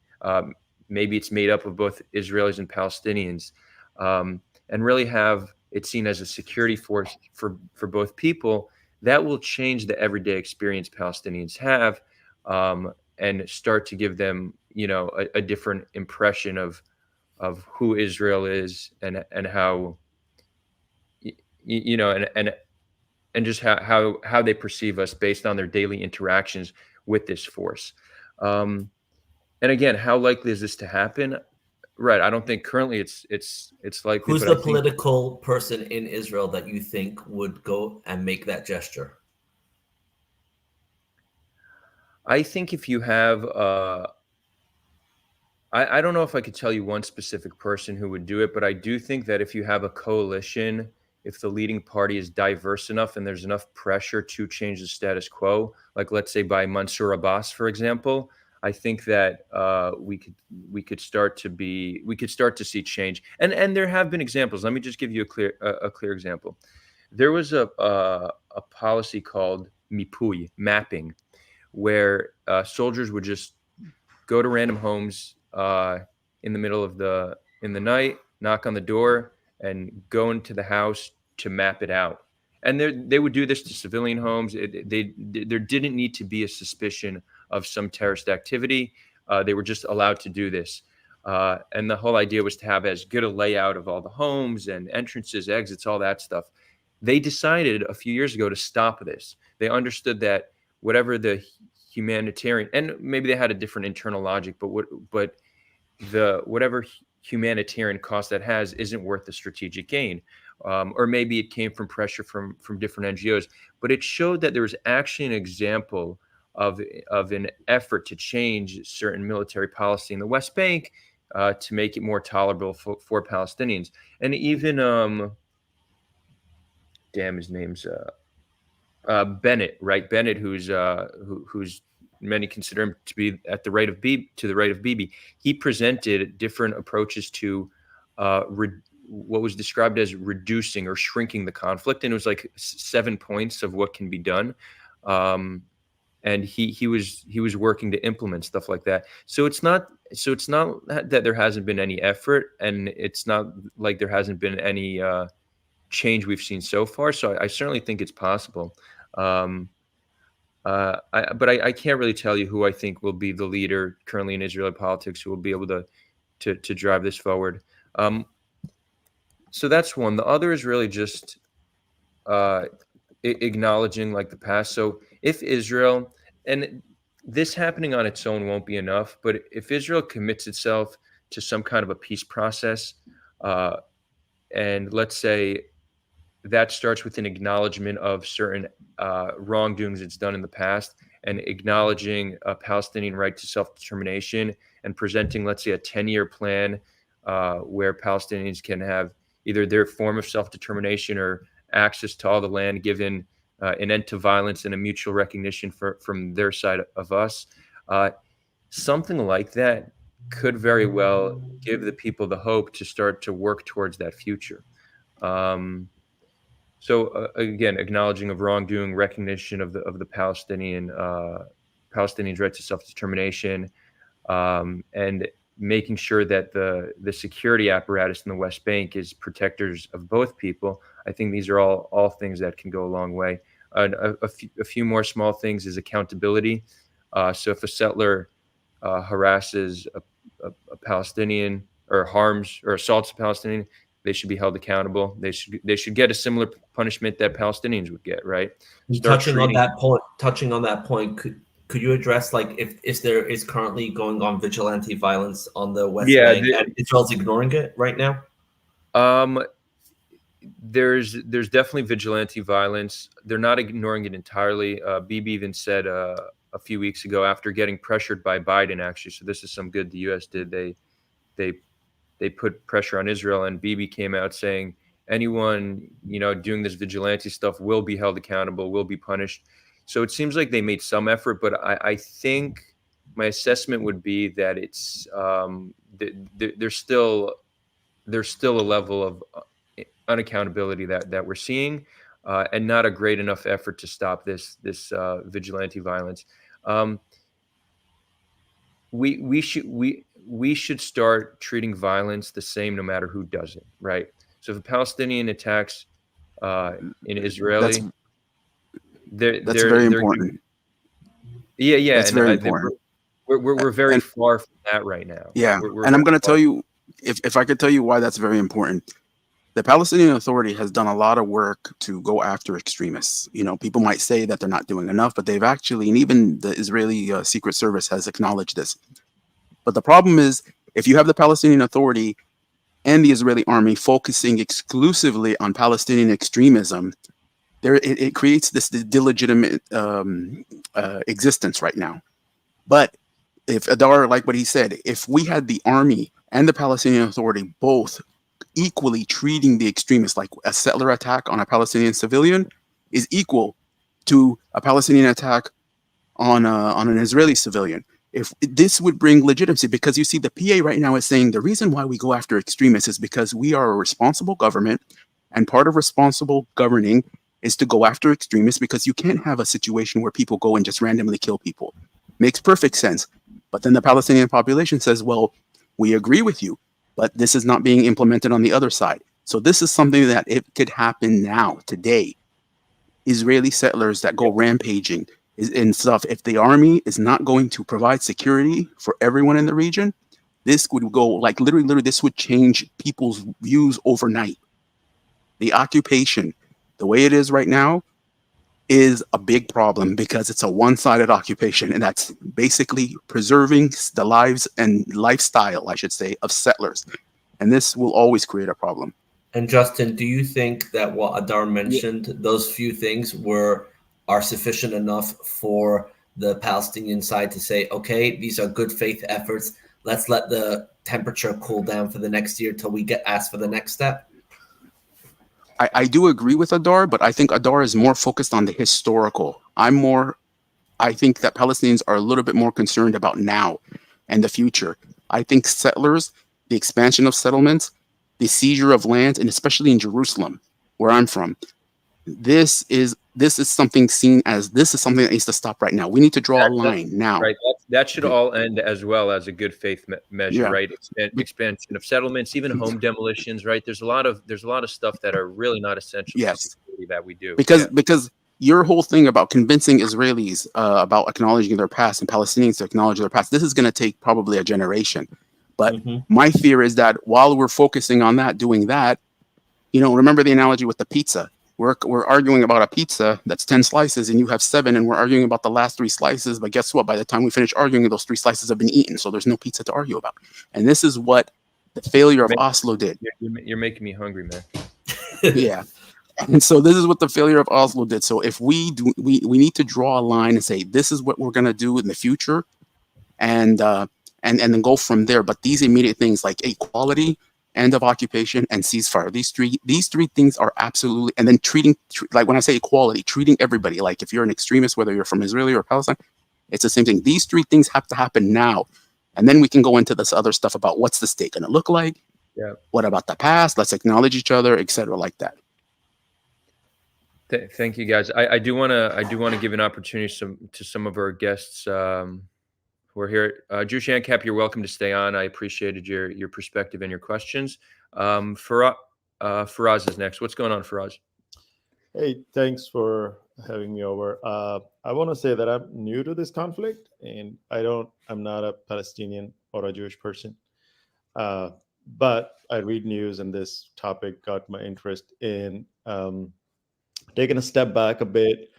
I think what shocks me is that the way everybody frames this conflict and other conflicts in the world is that as if violence is a justified response to a conflict, like immediately. And that's just taken as a given, seems like, for most of human beings. And that's how media frames it. And I don't think that's actually true. But you don't hear anything about what are the other ways of resolving this. And I think that's because we're so pro-war, and our media is pro-war as well. And it's really deeply hurting to see so many people suffering all over the world because of this violence. Yeah, I agree. I think it goes back to the what we were discussing earlier, how we kind of have this innate tendency to think that violence is the only or best response. And you need to think that when we evolved to this strategy of violence as a means of survival, that was living in a world where we didn't have the ability to communicate with those we were in conflict with, right? Mm-hmm. So like we now live in a world where you could sit down at a table, speak and negotiate and find resolutions, but our DNA, it's not like it's been upgraded. So we still have this, tendency to gravitate towards violence. And I would agree that the media makes it worse. In general, the media has loves to drum the wars of war. Mm-hmm. The military-industrial complex has like a very strong impact on, not only politicians but also media and their support for war. So I agree. It's just on one hand we could see it as like our biology that's just currently being fueled by people in power. Yeah, no, it's unfortunate. We will look back and I like to think that humanity will evolve to a point where we'll look back and just not understand how we were so violent and primitive. I don't want to. I'd like to think it's a certainty that we'll get to that point where we won't understand how or why we used to function in such a way. Yep. I think violence will be met with violence, while that's just the immediate response. I don't think you can expect anybody who's receiving violence to just go and say, "Oh, I'm going to just go and find a peaceful resolution to this." That's just until you have leaders on both sides that are going to have faith in their electorate and present it in a different way. That's the only way you're going to get out of the cycle of violence. But until then, that's not going to happen. I'm just wondering, from your perspective, Adar, do you have any understanding as to why the Camp David in 2000, that peace deal never worked out? I know I've heard lots of people say different reasons, but I'm interested in why you think it didn't work, it didn't go through.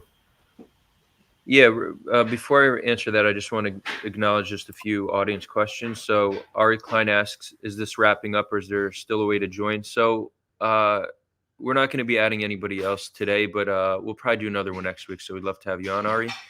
And Yigal Kamel, who's a member, you can see his name show up in green. Thanks for the support, Yigal. He asked real quick. This is a question for everyone, so we'll take this next. Camp David. From what I understood, the Palestinians, Yasser Arafat walked away from the deal. didn't even come with a counter.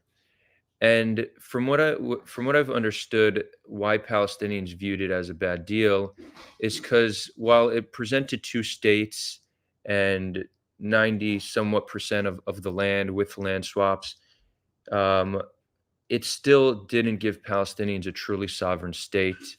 They wouldn't have had the ability to have a military and full control over their destiny. Let's put it that way. Um, that's at least what I've understood of why Palestinians didn't view it as a good deal. I think it is unfortunate that that wasn't accepted or any deal proposed before it, because sometimes you just need to take what you can get, and then work to improve from there. Like I think there's been this like zero sum thinking that it's like we and again, we've seen public opinion change drastically. You've had situations where over 50% of Palestinians supported a two-state solution. Now it's at like 15%, right?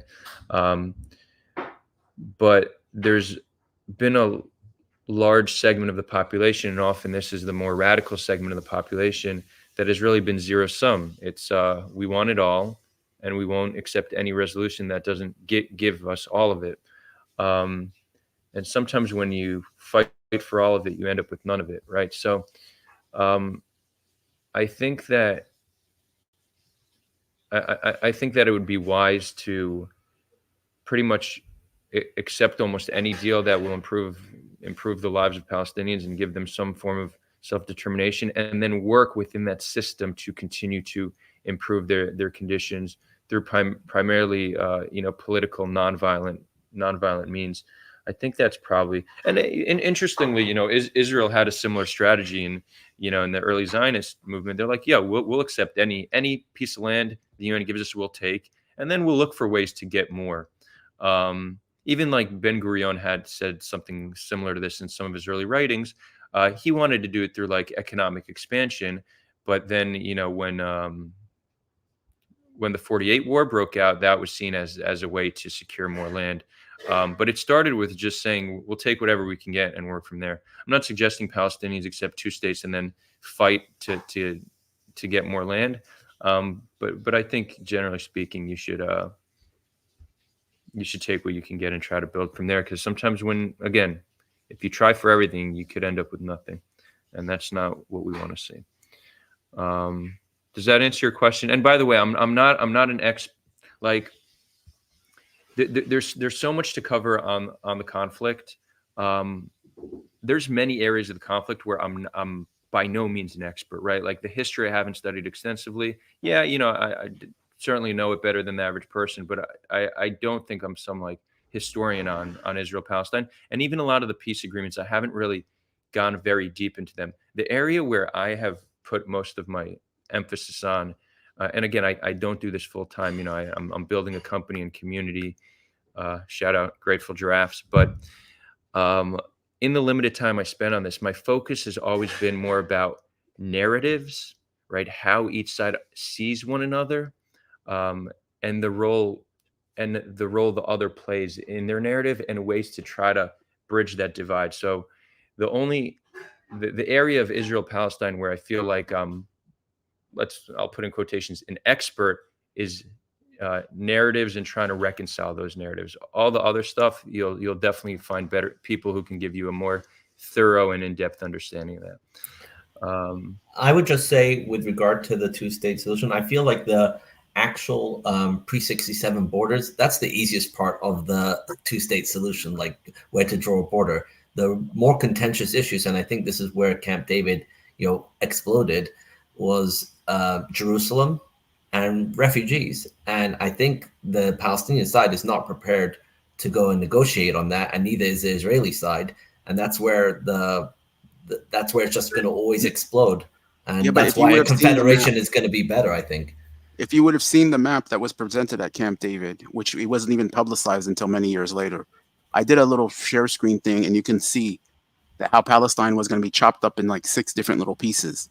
There wasn't even it wasn't even a state that was like a viable state. I think there was a lot of reason why Camp David, but everyone does blame Arafat and other people. the issue of Jerusalem, the issue of the refugees, but also if you look at Israel controlling the Jordan Valley for taking it for an indefinite time. They said 10 years, 15 years, it could have been 50 years.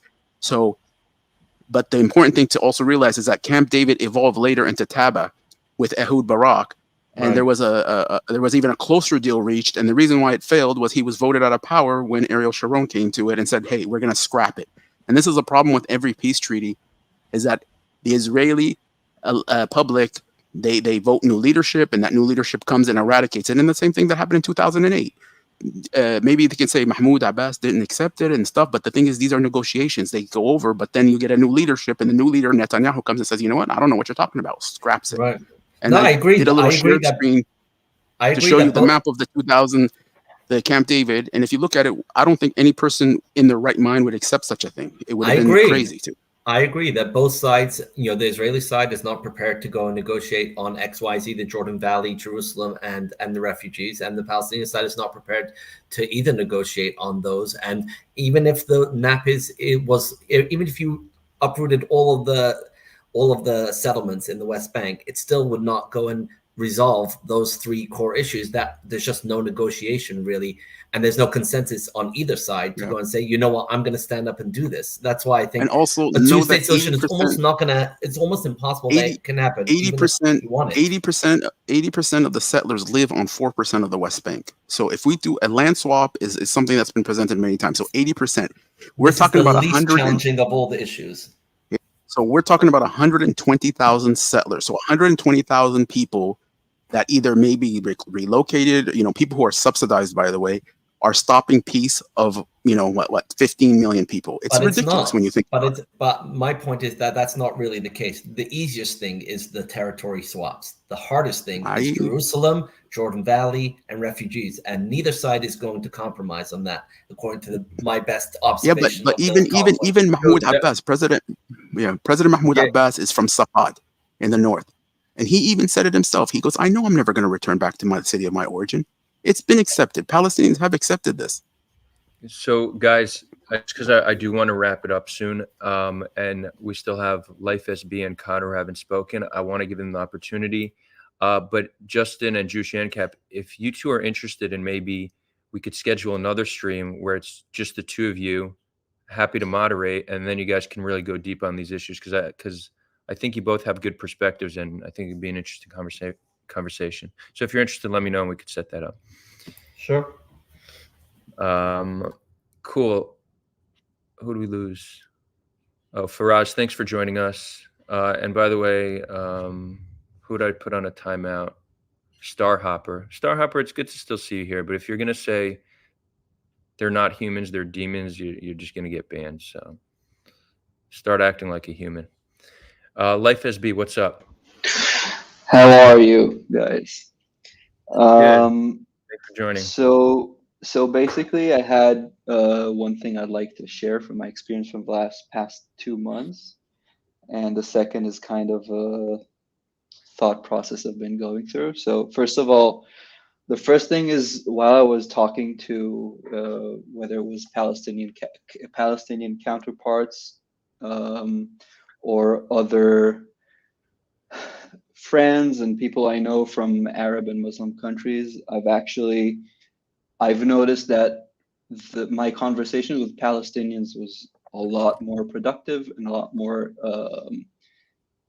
empathetic to one another, and people who live in, whether if it's Pakistan or Egypt or UAE or even the US, basically I've heard the most unhinged points of view and zero-sum games, zero-sum thoughts, and people who just can't understand the pain that everybody is living. Like, we're pretty much everybody's suffering. I don't want to compare any of it, but everybody is having a very hard time through these past few, I would say decades, but never mind. So a thing that I've noticed is basically talking to people who live this reality has been much more has been much more of a positive and hopeful thing I've listened to and heard, and I would actually like to know how the people here feel about this thing. That's the first thing. The second thing was about basically what you've been talking about, right? So you've made a comparison between the IRA and the Irish and the Brits. I wouldn't say it's the best comparison because I don't think the Irish are comparable to Hamas, and the point of view that the extreme, I would say Hamas is a terrorist group, and the extremists on there who don't want a two-state solution, they don't even believe in they want to persecute the Jews. So I don't think it's a comparable thing about the groups of people. And it kind of correlates with what I've been thinking about change. Justin has talked about change within that needs to come from the Palestinian. I'm a big believer. I don't think it's very hard to bring change from the outside. And I would say it's a matter of decades of unsuccessful, whether if it's peace agreements, if someone thinks it's justified or not, that's for themselves. But people have been like, after the second intifada, everything has changed. I would believe in the dialogue and relations between just the people, Israelis and Palestinians, and that's what made more divides and checkpoints and etc. And maybe the change within needs to.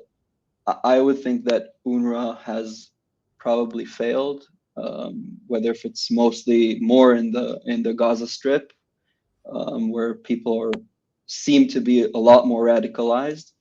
But even in the last polls of the Palestinian Center of Policy, it's like you see how Palestinians perceive this situation, and it doesn't seem to me like they're looking into the future as it was said here. It's more of it seems like a lot of the people's being is an antithesis to Israel. So being pro-Palestinian means being anti-Israel, and I would argue that these things don't need to be opposites. Like you can be pro both and believe in how both people have the right for self-determination, and both people have their own wants. Like I would say Israelis are very, very keen on on being safe, and Palestinians need the respect which they don't get or feel in the past few decades. And I don't know. It seems to me like the Palestinians up until now, and from some people that I've been talking to, and Hamas getting stronger, not just after October 7th, but even before, getting stronger in the West Bank. It seems to me that this is not a people who is looking into a shared future and not accepting that we are both here to stay. Like it's not something we can argue about, I think. So I would like to hear your thoughts on both points.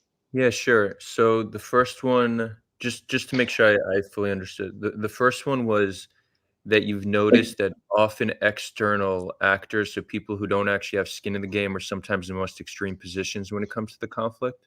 I wouldn't say sometimes, I would say mostly. They don't try to find, everything is a compromise. Like Right. if we want to make peace, it's a compromise. You need to, you make peace with enemies, not with your best friends. Yeah. So everything is a compromise. And I don't know, for me it was that. Sorry. Yeah. Yeah, I don't know if based on my experience, I think that external parties are on average more extreme. I would just say that they're much less tolerable because, like, when you don't have skin in the game, at least be a mediator, right? Take the fact that you're not personally involved to give yourself a more objective understanding of what's going on and try to bring both sides closer together. When you're personally affected by it, it's sometimes harder to be rational, right? When we're pained or traumatized by a conflict, it makes us sometimes over emotional and less rational. So external parties should, in many regards, be the voice of reason when they're not. It's actually a pet peeve of mine. Just when, like, I'll give you an example. I've been going, out here in LA. We've been doing these meetups with Israelis and Palestinians. For those who don't know, I'm in between Israel and LA, but we've been doing these meetups with Israelis or Jews and Palestinians, and anyone's invited. And the past 2 times we had this, in both instances, there was like one person, not the same person each time, but one person who wasn't Jewish or Palestinian, and they were the most extreme person there, and they made the conversations harder to have. And they did the exact opposite of what you would hope an outside observer would do. And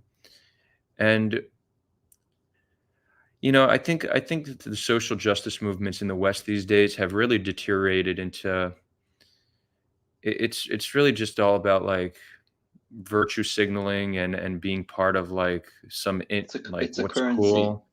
It's a Yeah, currency of being moral high ground. Yeah. Exactly. And there's very little there's a very shallow understanding of what's actually going on, and shallow like proposals of solutions.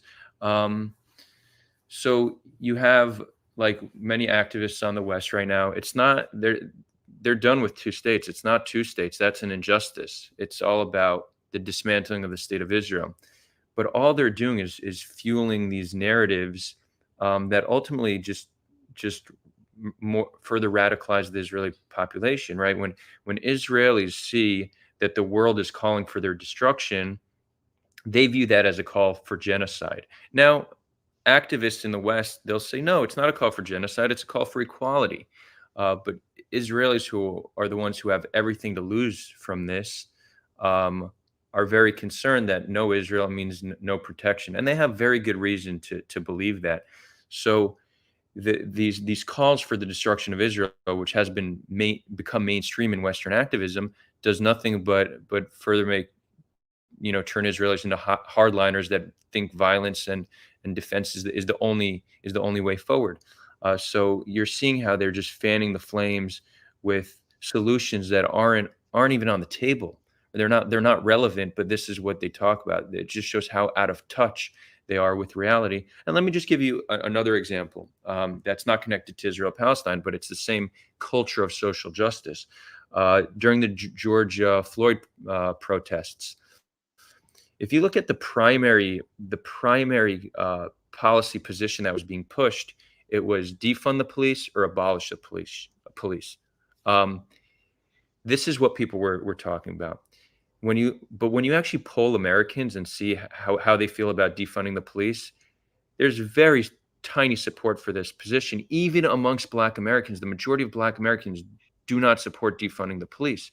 But this was the primary policy position that these activists were pushing. And all that does is get us to think and talk about solutions that don't have any real relevance, instead of talking about actual solutions that could help the lives of Black Americans. So yeah, I definitely have my concerns and critiques of Western social justice movement, as many describe these days as wokeness. I personally like to describe myself as an anti-woke liberal. But it's a hard line to walk on. Yeah, but the problem is that none of this was a problem when it was the Israeli side that had the public support, when it was overwhelming. I remember a USA where saying Palestinian was associated with being terrorist. So this is a reaction. What you see right now, the social justice movement, is because these people for the last 50, 60 years in academia have been pariahs. And even till today, academia for pro-Palestinian people is very hard. But would you say it's pro-Palestinian, or it's because most I'm of it is Israeli, but for me pro-Palestinian. it seems like anti-Israeli. I mean, like people have gone to protest on October 8th. Did you see the 3 Harvard and University of Pennsylvania being drilled by a right-wing fascist congresswoman saying intifada is genocide? Come on, you guys, genocide. They're calling it intifada and okay, but it's resistance. People have the right to resist occupation. You can say. Could you imagine being called genocidal because you're resisting Nazism? That would be ridiculous, right?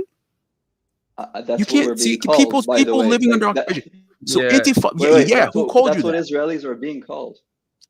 Being called for So, fighting Hamas is so what I'm saying, genocidal. is that there's two sides to that, Adar, and this is on where me and you disagree on this. Is that these people, and we've seen it, we've seen it, and there is where Israel has had so much public support from the United States, but now they're saying, I mean, the more and more it is, and Israel aligns itself in the United States with really ugly people, Christian fundamentalists, right-wing fascists, anti-Semites. But now that these people, and this is what's creating this dilemma and this hatred for Israel, is because of these alliances, more so than I think other it's factors. I bad don't. faith portrayal of Israeli Yeah. alignment with the United States morals, and I don't know.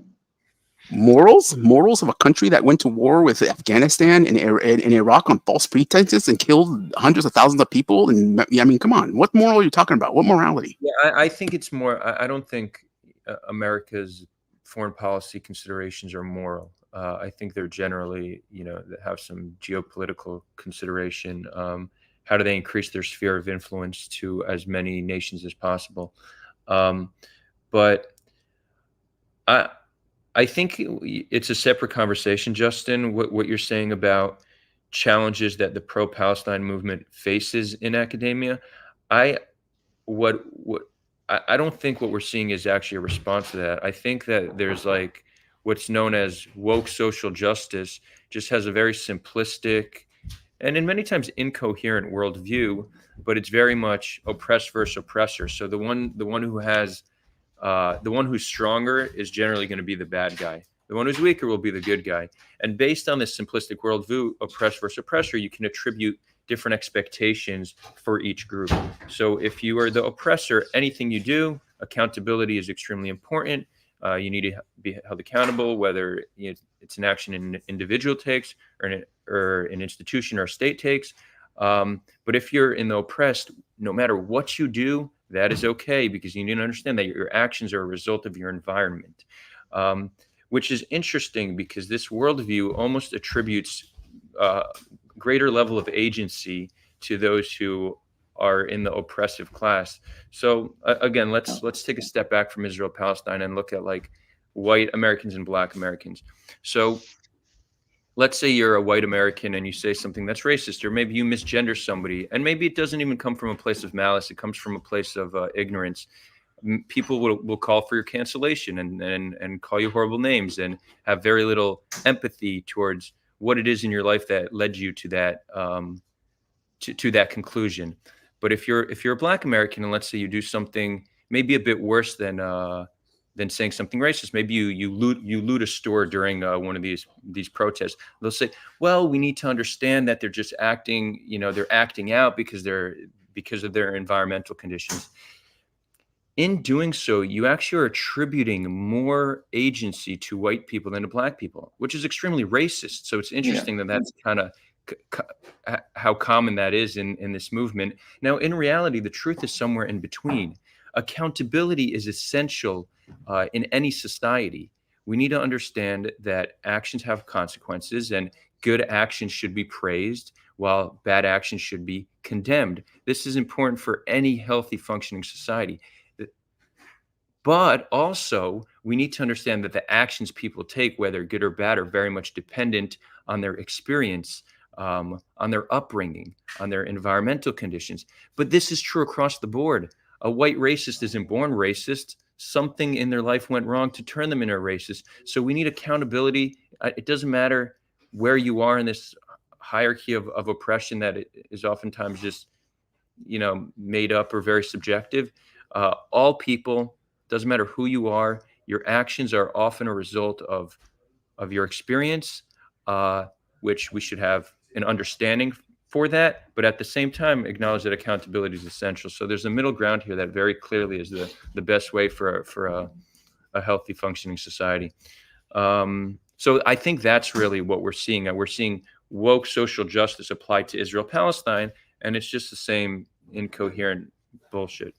But guys, I do want to wrap it up. Connor didn't Connor, you didn't get Yeah, I Connor, have to you go want to too. chime in real quick?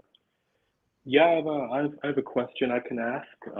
First, I just want to say, Adar, Justin, Life SB, I hope you're all well. I hope you're all healthy. Wishing you a happy holiday season.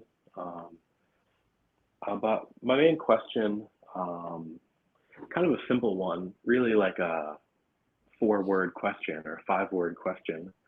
I feel like we can all agree that Bibi should probably not be in power anymore. But my question really is that I'd like to raise some discussion around is, should Bibi be in jail? Should Bibi go to jail? Hey, Adar, before you answer that, I just want to Yeah. say goodbye because I have to run. But Okay. thank you, Connor, for your question. And that's it's an internal Israeli problem. I'll leave you to your leaders. Yeah. Take care. Thank you, All right. Bye-bye. Bye, Justin. Thank you. Bye-bye. So Bye. Bibi's accused of certain crimes that are connected to like bribery and other forms of corruption.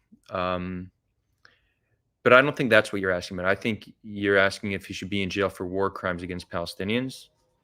Maybe a combination of a lot of actions he's had over Yeah, the I past mean, couple of years. I think, I think that there's probably enough war crimes being committed that you can make a case.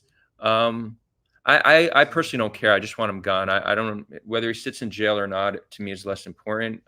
It's more about just taking away his influence and his ability to continue leading Israel towards like just a horrible future. So I don't know. I'm not, Most I'm not, people, I don't really, yeah. most people would just like him. He can go to a beach somewhere, live his life up, and Yeah, just leave yeah. us alone. It's kind of a just let's move to the next page in our history and life. Exactly. I'm not.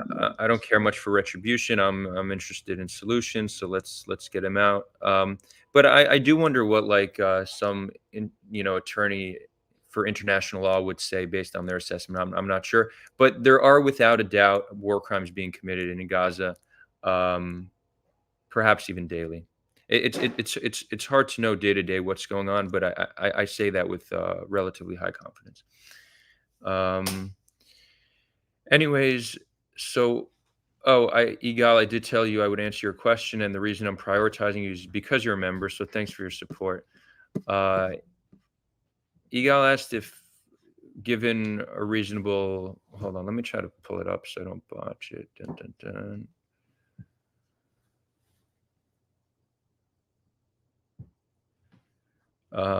Q for everyone. Do you think reasonable positive changes in the status quo can lead to a situation where Israel doesn't experience terror attacks for a 5-year period? So I think it's a great question, and it's challenging because all it takes is one person to commit a terror attack for that to no longer be the case. So I'm not sure if in the near term, I don't think there's any solution in the near term that would stop any attack from happening. But if we get to a situation where it's really reduced to really a rare occurrence that is condemned by Palestinians, I think that will be enough, right? So let's say an average of one attack a year. But when that attack happens, you see Palestinians actually condemning them and calling that person out, and they're not praised. That will do so much in the hearts and minds of the Israeli people to see that. So this is an example of how actually an attack can be turned into something positive just by the condemnation Israel will see from the Palestinian side. So I don't think we could stop all violence, but I think there's a way to deal with the violence that ultimately will bring us to a better place. Cool. Life SB, Connor Adele, any final thoughts before we wrap it up? Maybe next time we'll talk about the UNRWA and changes that might be applied to the Palestinians in ways of thought. But it just the situation is grim, and hope is.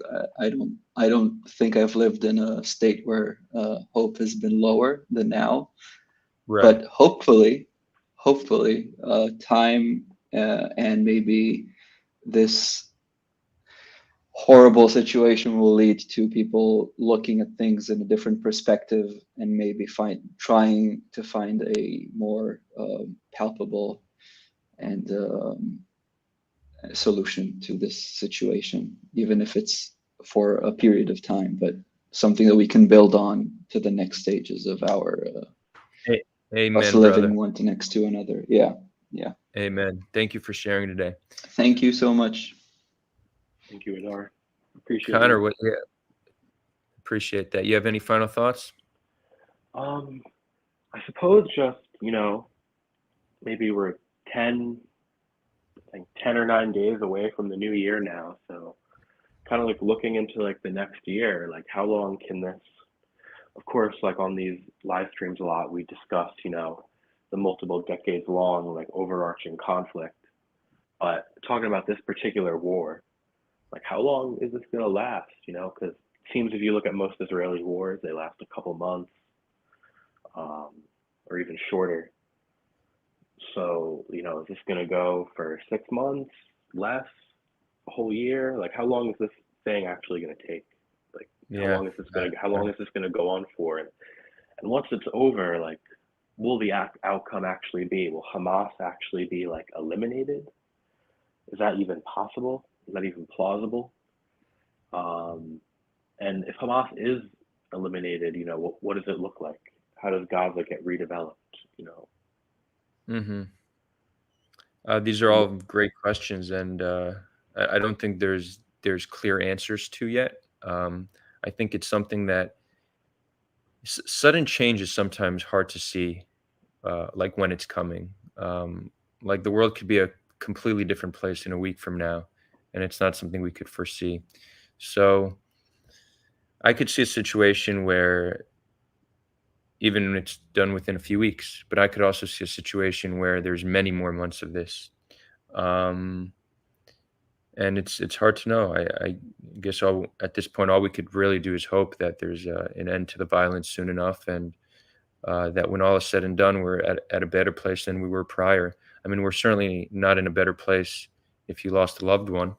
That's a lifetime of pain you're carrying with you. But a better life for the majority of people living on the land. Let's at least hope that all this bloodshed is not in vain, and that there's some positive outcome at the end of it. So that's really what I'm hoping for. And we're just doing our part, having these conversations. So thank you, Connor, for joining. Thank you for all the viewers. Next week, so it's not set in stone yet, but here's what we're trying to do. So there's recently a Jubilee episode done. I don't know if you all know Jubilee, or they call these things middle ground. They bring people together for conversations. Actually, similar concept to what we're doing, just much higher production quality, a little less. It has a little less of an authentic feel, but much higher production quality, awesome videos. So go check them out. But they recently did one on Israel-Palestine. Two of the people who participated, one Israeli, one Palestinian, I'm friends with them, so we're gonna try to have them on the show for a little Jubilee round 2 discussion. So that's what we're trying to do, and if not that, we will have something next week. So stay tuned. Sending much love. Until next time. Is it Talal? Yeah, Talal and Shani. Awesome. I watched that episode. It was really cool. Yeah, I was actually with them both last night. So awesome. Yeah, they're down to do it. So we'll find a time. Cool. Thank you, Connor.